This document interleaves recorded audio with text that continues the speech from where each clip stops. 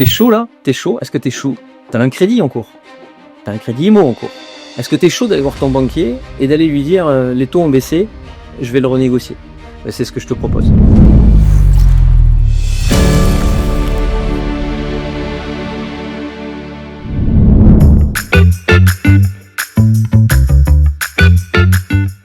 Est-ce que tu as pris conscience qu'en renégociant ton crédit, et si tu as un delta suffisant, alors le delta suffisant, on ne peut pas le donner exactement comme ça dépend si tu as 100 000 de capital dû ou 1 million de capital restant dû, ça n'a pas les mêmes enjeux, mais globalement on parle souvent, t'entends souvent parler de 1% à peu près de baisse de taux.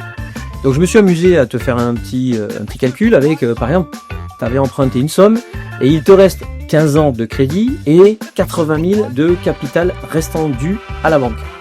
Tu payes à l'heure actuelle une mensualité de 590 € avec un taux de départ à 4%.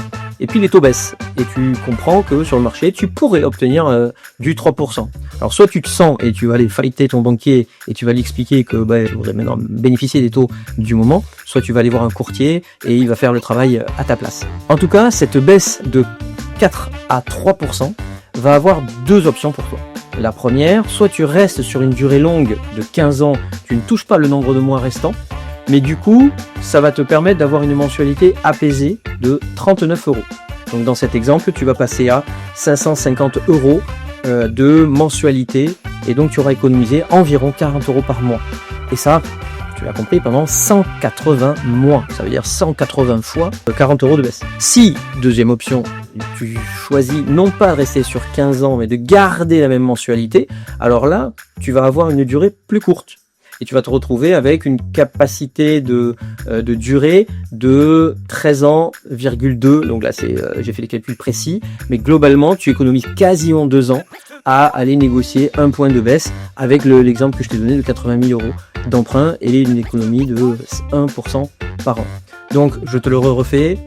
Tu as une capacité à faire baisser ta durée d'emprunt ou une capacité à faire baisser ta mensualité. Voilà, donc si tu as l'opportunité de regarder à quel taux tu as emprunté, fais-le de suite et regarde si parallèlement, actuellement, tu n'as pas intérêt à profiter de la baisse qui a été appliquée en 2025. Parce que des sons de cloche me font dire qu'avec tout ce qui se passe, il est très probable que nos taux d'emprunt augmentent. Donc n'hésite pas, c'est le moment, réemprunte s'il faut, ou en tout cas renégocie ton crédit. Ciao ciao.